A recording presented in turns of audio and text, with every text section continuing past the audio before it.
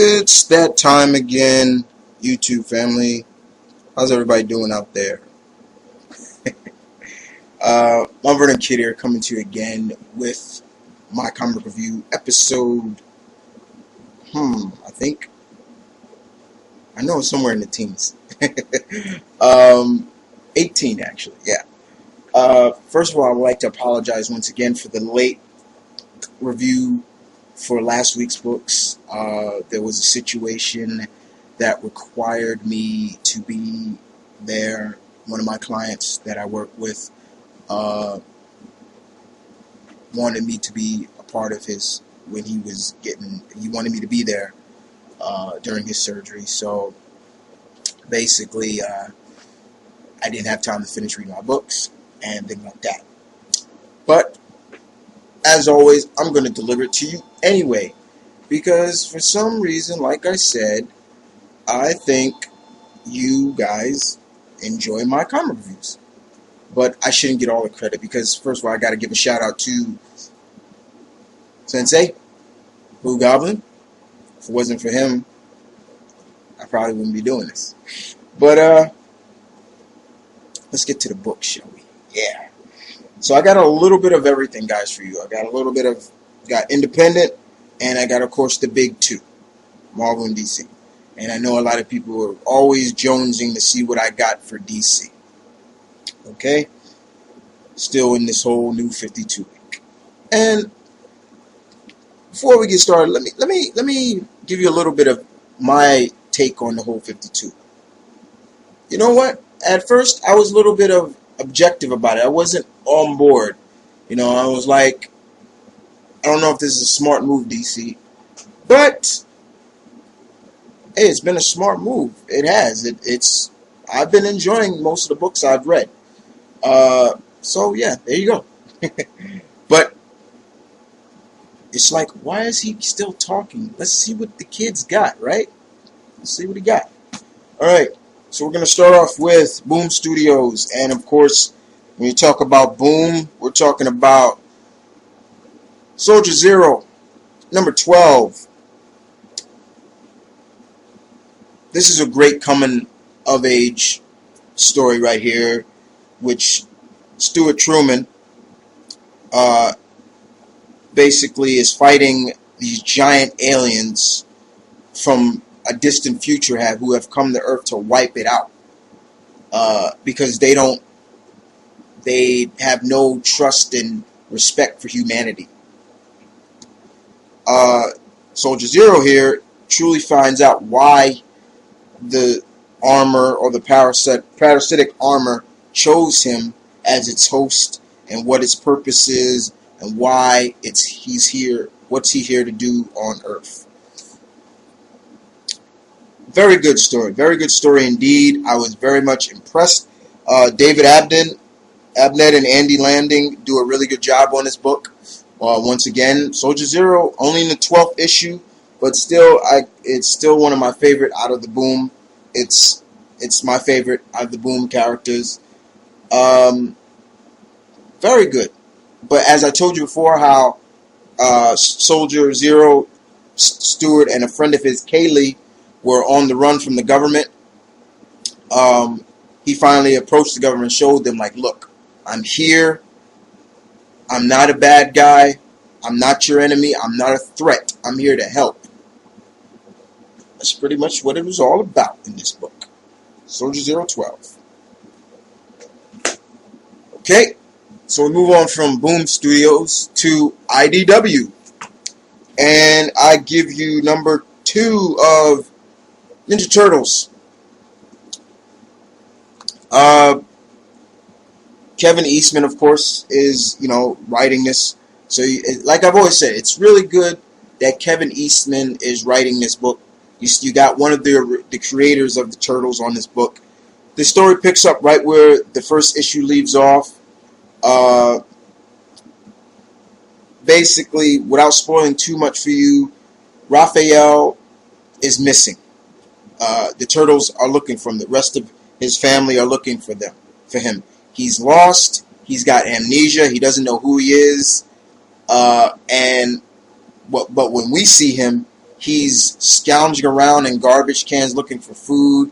Then he sees a father beating up, abusing his kid or so. He busts inside the house and beats the father up, basically. That kid, is a younger Casey Jones.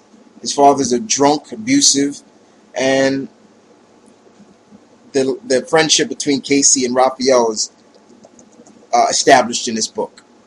But it was nonetheless, it's just really, really good to see the Turtles back in comics. I gotta keep saying that over and over. It really is. I really enjoyed this. If you are a Turtles fan and you want to pick up, get back into the Turtles in their own book, there it is. And I'm sure you can find issue number 1, but it's only into its 2nd issue. But it was good. Alright. So we move on to Dynamite. And I got 2 things from Dynamite. First one, we're going to start off with the Bionic Man. Number 2, Kevin Smith, Phil Hester.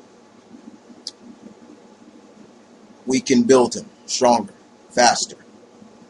This picks up right where the 2nd issue leaves off.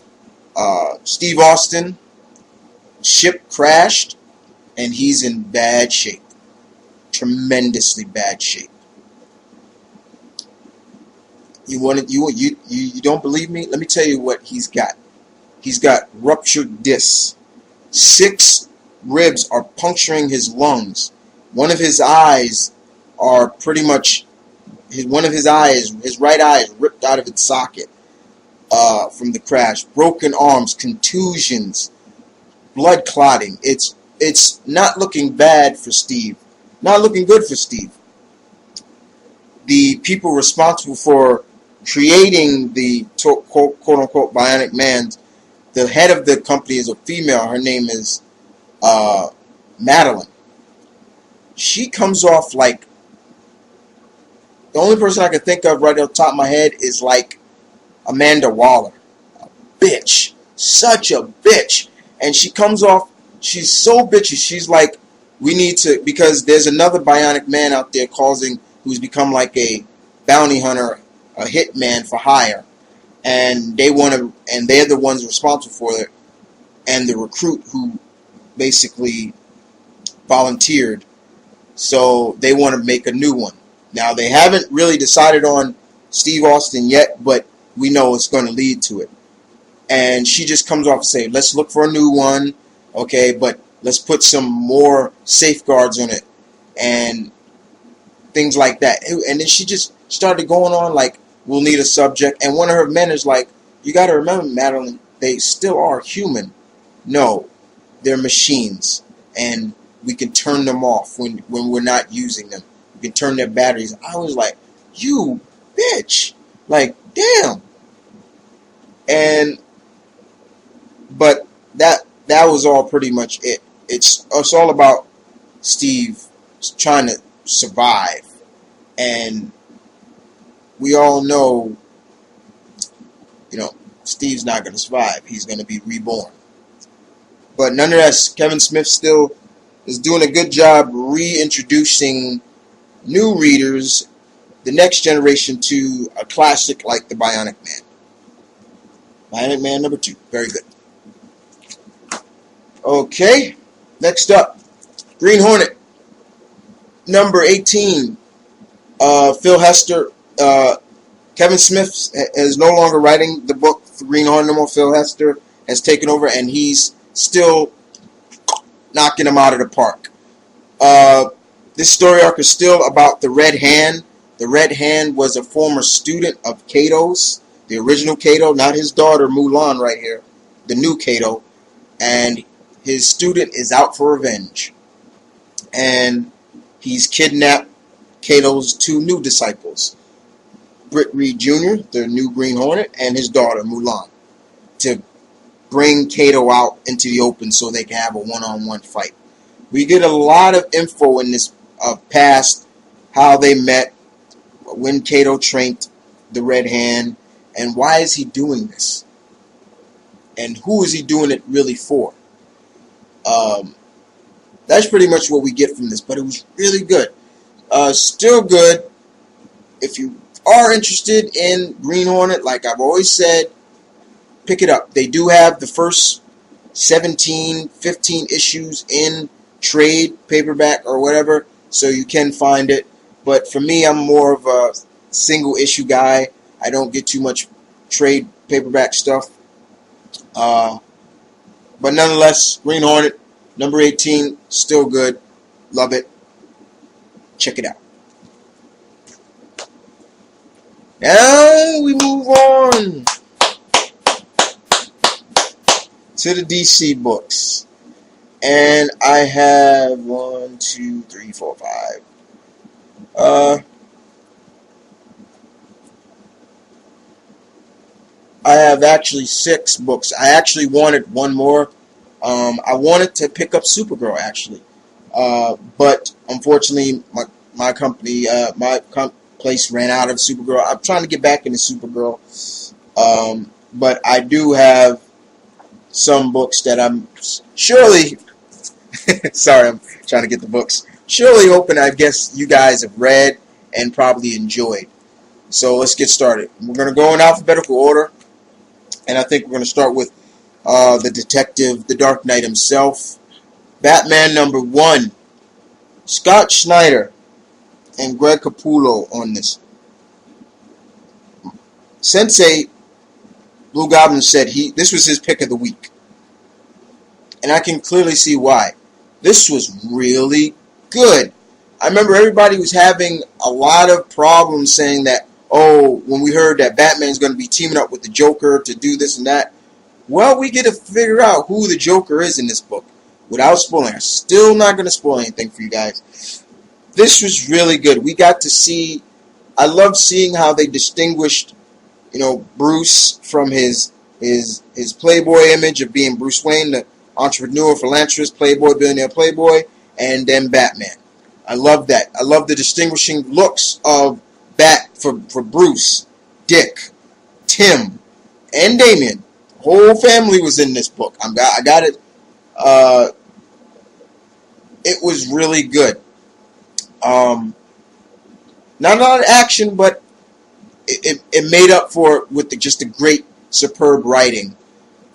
We did get to see a lot of Bruce's rogues gallery, especially in the beginning, from Freeze to Croc to Two-Face, people like that. We really got to see a lot of people, and even some new faces, which they say they're going to plan on doing in this book. So, but it was really good. I really enjoyed it.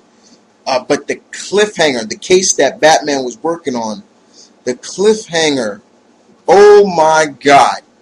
Say it ain't so. Say it ain't so. That's all I'm going to say. All right. Moving on.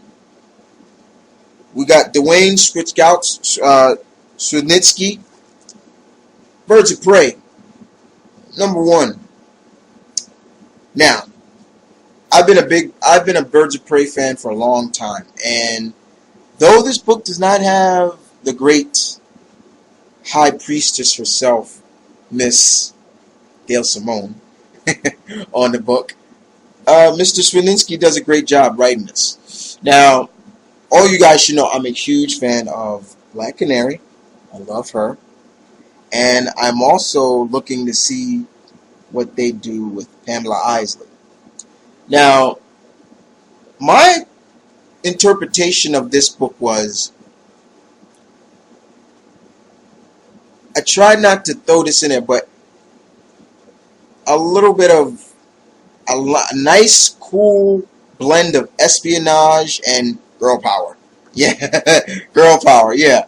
The other thing I wanted to talk about is Black Canary's outfit. Now, technically, with me, guys, I will always love her traditional black fishnets and things like that. I love that leather jacket and everything like that. But I gotta admit, her new, armored look is pretty cool. I like it.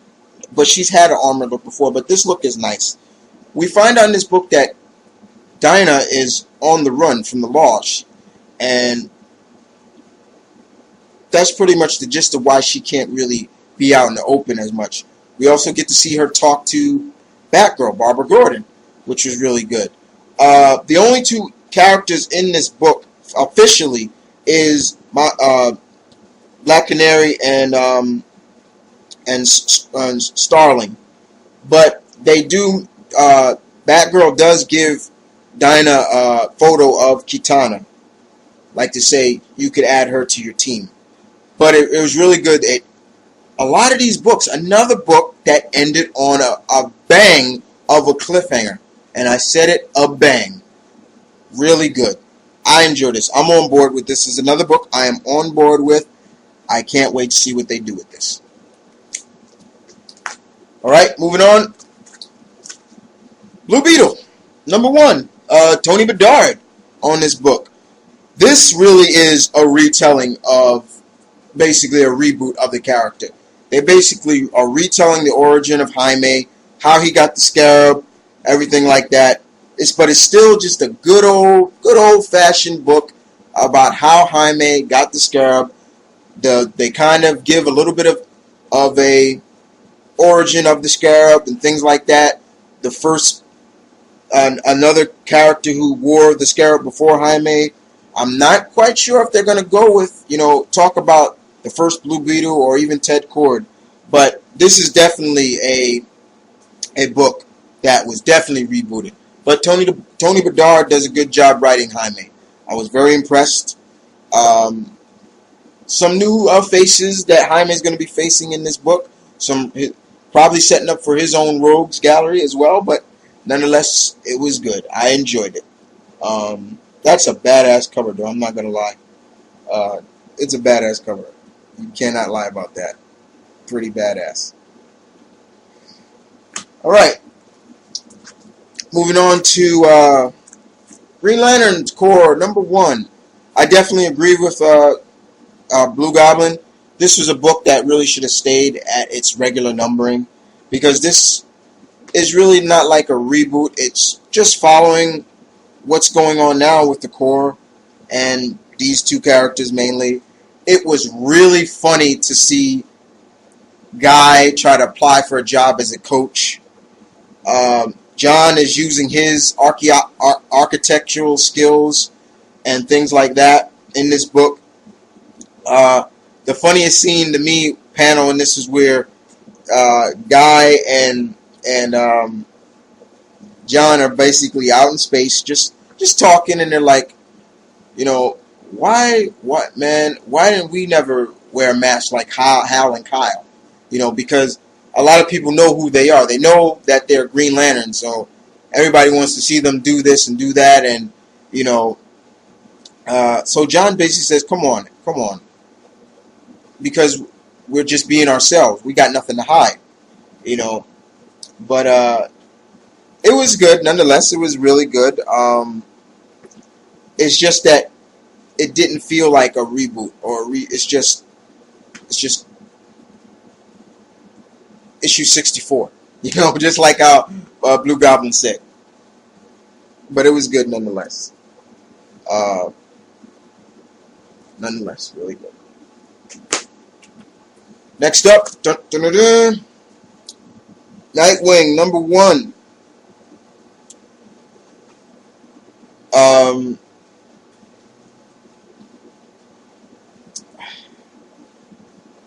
Still have a little problem with this, guys. Bear with me on that. I don't care what DC says, and they'll say, this is Nightwing. This is the true Dick Grayson. This is where he can be himself. Dick Grayson was good as Batman. And I still consider this a demotion. That's just me, guys. I still consider it a demotion, in my opinion. From going from Batman, furthering his character, to going, boop. You basically, get out of here. Get out of here. Bruce is back. You get out of here. You can go back being Nightwing. Nah. But, other than that, I did enjoy the book. There were some good lines in this book that really had you really just to really say, you know what, Dick, you're okay. You did a good job. I don't care what anybody says. You did a good job. There was a line in here basically where he says, say what you want about Bruce Wayne, but walking a mile in his suit as Batman makes you stronger, or it'll drive you crazy. And basically, he says, but look at me, I'm still standing. It has made Dick stronger. He's back again, living in a loft. Again, he's not living in a mansion or the penthouses. And he says that's not his style. But it does bring him back to his old circus days. It's about his people are dying, murders are happening around his old circus, and it's leading up to some weird and crazy and gritty stuff for Nightwing. But nonetheless, it was good. It's just going to really take it. It's going to be a little harder for me to, get over, this. Okay, next up, we have Wonder Woman, #1. Brian Azzarello. Very good. And I'm getting loud because this was very good. This was totally worth it to me. This is Diana. They kicked it off with a bang. And the gods are walking among us now. And I love that.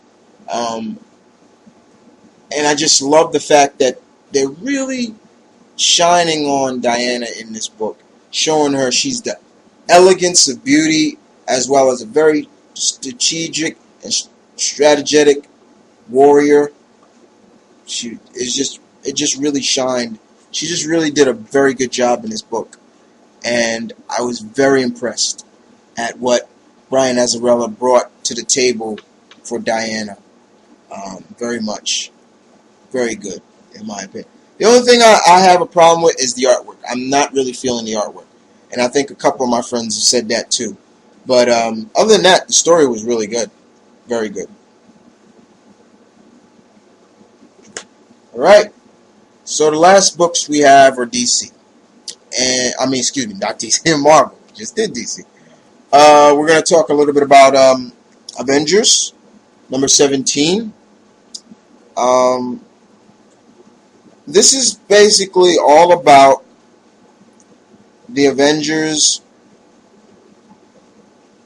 taking on sin. And as you can see that cover, Hawkeye and Spider-Woman are basically caressing each other. They've kind of gotten together in this book. But there were some great scenes in this book. It's all about, once again, how are the Avengers going to stop this whole catastrophe with the Serpent and his hammer-wielding servants like Sin. But I gotta say, the Avengers do a pretty good job. The biggest surprise in this book is the Protector, Marvel Boy. He really shows off his technical skills as a Kree soldier in this book. Because I'm not going to... I want to spoil it, but I'm not. He really does. He really shows off what he can do. But it was good nonetheless. Okay. Captain America #3. Ed Brubaker is no slouch at writing Captain America. Steve McNevy's artwork works for this book and works very well. Cap, as you can see, Cap is pretty much getting wailed on. Cap fights a giant robot that looks like himself. It's called an America droid. But it's mainly all about Zemo, the new Queen of Hydra, and a former ally to the Allied forces back in World War II, who has now come back with a vengeance for Cap. And he's a mutant that was able to open a door into a new reality, and that's where he's been all this time. And he's working with Hydra, and he brings Steve. Steve is in the fight for his life in this book, and pretty much Steve is just non-stop action most of the time. Like almost every panel, he doesn't even get a break. It's like, oh, Sharon's in trouble. Sharon Carter shines in this book as well. She fights Zemo, and she takes it to Zemo. Really takes it to him pretty well. But it's like non-stop. Steve is there. He's here. He's there. He's there. He's got to save Sharon. Got to do this. This and that. This and that. Showing you truly why this guy does not get tired and why he is the super soldier that he is. But it was okay. It's good. If you're still reading Cap, it's good. Alright. Daredevil, number 4. Mark Waid. Such a very good fresh of air for Daredevil. This book is pretty much Daredevil's not fighting any real big threat. We're showing him, they show off in this book, Mark Waid just shows off his talent as being a defense attorney. Now, the problem is that no judge will allow him or Foggy in court because of the whole conspiracy that they know of him being Daredevil. Continuity. Good stuff. Thank you, Mark Waid. So what Foggy and Matt have been doing is having the people who have come to them to ask for their help as their services. He's basically been coaching them to defend themselves. And the thing is, it's been working for people. So, but a case comes up in this book that really touches home with Matt, and he shares something in common with Matt that is very insightful, as I like to say. But this is just it's just a book about Matt. Pretty much does some things as Daredevil, but not a lot.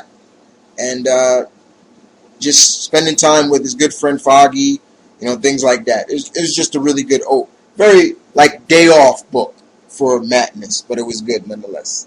Mark Waid is still doing such a good job on Daredevil.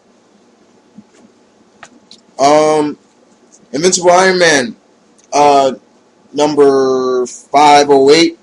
This book basically picks up where the last issue left off. The best book Fraction is writing. Yes, I said it. The best book Matt Fraction is writing. Basically, there have been some followers even in Asgard, or the area where the dwarves that are following Serpent, and they sent their creature to take out Tony, because that's where he's at, forging the weapons for the heroes. And they send this mud-like monster that can absorb the life essence of anybody it comes into contact with, and it takes on their form.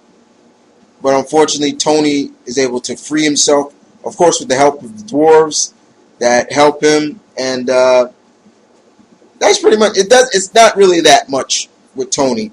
Then we go over to Paris, where Rescue, aka Pepper Potts, is still fighting for her life against the armor-powered Grey Gargoyle, who not just now, he has the Medusa now. He has the Medusa's power. All you got to do is look at you now. Instead of touching you, all he has to do is look at you and you turn into stone.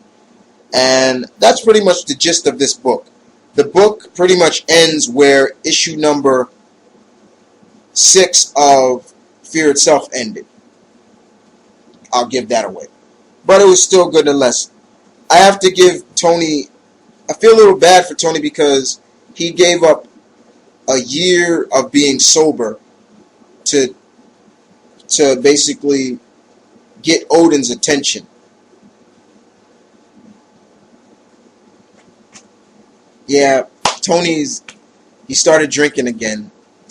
It's kind of sad though. Alright, next up, we move on to Nick Spencer, Spider Island, Cloak and Dagger, number 2. A fortune teller or so has told Mr. Negative that Cloak is meant to kill him. We also find out that Mr. Negative was also a part of the experiment that gave Cloak and Dagger their powers. And Mr. Negative basically sets a plan up to capture Cloak and Dagger. Dagger is basically in her dormitory. She goes to college, and one of her roommates, her friend, basically has spider powers. And what has been happening basically what happened in Spider Island, the people who have spider powers now have transformed into giant spider creatures. We see that in this book. And Dagger's fighting for her life until Mr. Negative comes with his entourage and kidnaps her. And he alters her at the end. But I went ahead, sorry about that. He takes Dagger, and they take out Cloak. And Mr. Negative says, "No, you're going to kill me. It's destiny. It has, but not as this, but as your true self." And he alters her into like this dark form of Cloak. But it was good nonetheless. Nick Spencer did a good job writing this. One more issue for this tie-in, but I did enjoy it. Very, very much. I did enjoy it. Okay, move on to once again the books that me girlfriend Destiny bought me. Ultimate Comics Hawkeye. Once again, Jonathan Hickman is writing this, and we get a kind of a sense now of what Hawkeye is in the Ultimate Universe. He has some kind of abilities now.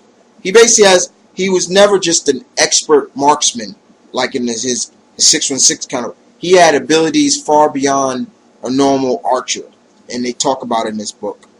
And that's pretty much what we get in this book. He's in Bangkok, he's in Thailand, and he's trying to help the city of Thailand basically because he was sent over there by Nick Fury, but he needs backup because his men and like the Thai police are getting their asses hit. And so Nick basically says, "I'll send you some people." And I'm not going to spoil who those people were, but that's pretty much all this is. The story of Hawkeye in this is pretty decent. I'm not going to lie. Hickman did a great job. And that's pretty much the only other reason why I like it, because Hickman's writing it. And I like Jonathan Hickman a lot in this book. But as you can see, that costume is definitely what Rick Morender, basically what,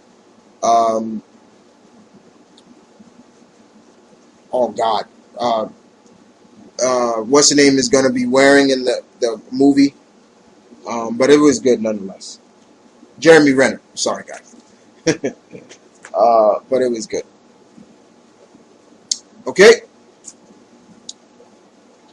Next up, Nick Spencer takes his take on Ultimate X-Men number 1. Since what happened with Magneto, and since the world knows, we found out that mutants were created from an experiment by the government. The government has been trying to clean up their mess, and have started to put a lot of the mutants in camps and stuff. And we also get to see basically what a lot of the other members of the former X-Men are doing. Like Jean, she's now got black hair. She's calling herself oh dang, I forgot what she's calling herself now. Grant. Mari Grant, I think that's her name. I'm sure be wrong about that, but I know her last name is Grant. And she's got black hair now.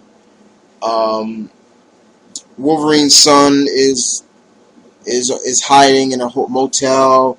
Kitty, Bobby, and yes, Johnny Storm are in the Morlock tunnels, hiding out pretty much.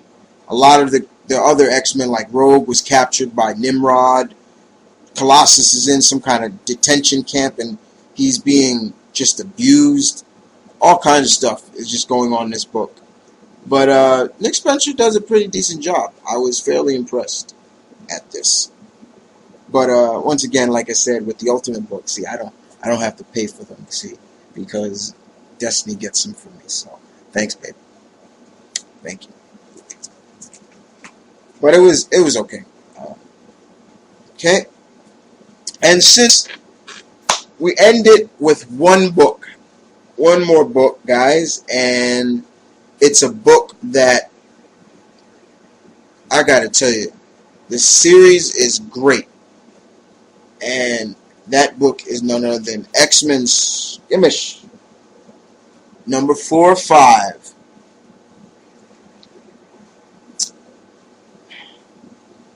Excellent writing from Jason Aaron's in this. Very good. Very impressive.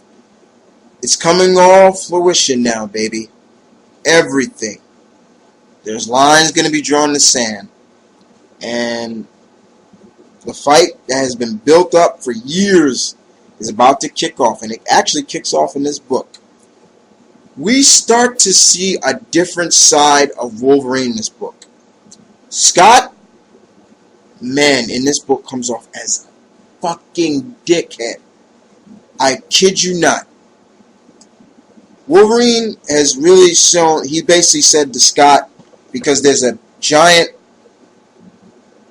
Sentinel coming to Utopia to destroy it. And this Sentinel's like different than any other Sentinel. And since all the other X-Men are off in other parts of the world handling other Sentinels, there's pretty much nobody on the island except for some of the kids. And Scott actually, like, basically says, you're going to help me. It's time to man up, kids. Wolverine comes and says, are you crazy? They're kids. We need to run from the island. You know, Cyclops don't see it like that.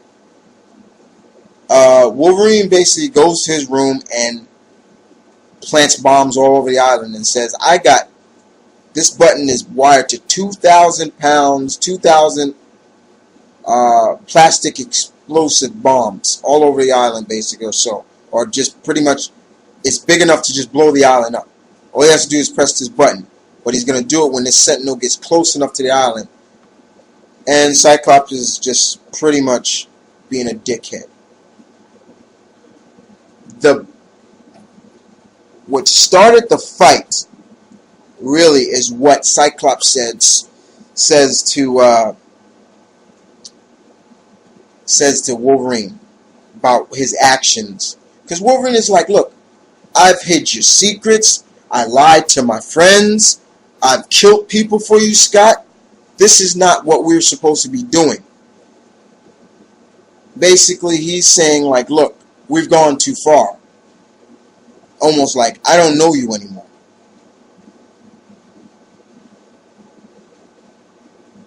And Scott basically says, when Wolverine is just about to press the button, he says, you know, she never did like you. She never did love you. She was always afraid of you. I read that. I was like, you mother... Like, oh, no, you didn't just say that. And if you don't know who he meant, you're not a true X-Men fan. The person that he meant was Jean. Wolverine is like, what did you just say? So he says, okay, I'll raise you. If she was here right now, she'd be afraid of you. And Optic Blast is Wolverine. That's what starts the fight. The last four pages is the fight, is the beginning of the battle. And while the Sentinel is coming to the island in this. I'm not going to explain what Wolverine did to Kid Omega in this book, but it was kind of crazy as well. But man, I look at this and I'm like, Cyclops, you dickhead, man. I can't believe you went that. I can't believe you did that. I can't believe you said that. You gotta be kidding me. A load of crap. No wonder people are starting to hate you now. But man, it was really good. Aaron's, great job on this book. And Mr. Davis's, I'm forgetting the artist, Paul, damn, I'm forgetting who it is. Again, I think it's Glenn Davis. His artwork's really good in this. But it was good. Boy, I'm tired. But that's all I got, guys. Know it's long. But hey, I can make longer videos now, so this is what you should expect from me now. But I hope you guys stick around no matter what. But other than that, thank you for listening. Hopefully, guys, nothing will go wrong. I should be back on schedule this time for real. But other than that, thanks for listening. This is Mama and Kid saying peace, one love, stay tuned, keep it real. I'll see you guys soon.